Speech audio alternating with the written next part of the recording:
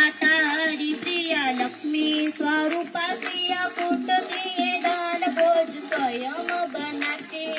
कठिन कुलाड़ी लेके लकड़िया काट दिए करमली के पोखरे काट नहीं पाती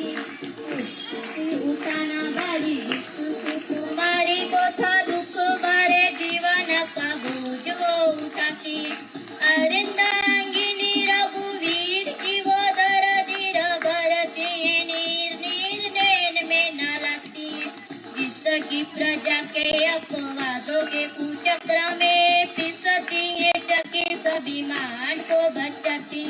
पालती है बच्चों को वो कर्मयोगिनी की बाती स्वाभिमानी स्वावलंबी सफल बनाती ऐसी सीता माता की परीक्षा लेते दुख देते निष्ठुर नियति को दया भी नहीं आती निष्ठुर नियति को दया भी नहीं आती जनक दुलारी कुलवधु दशरथ जी की राजरानी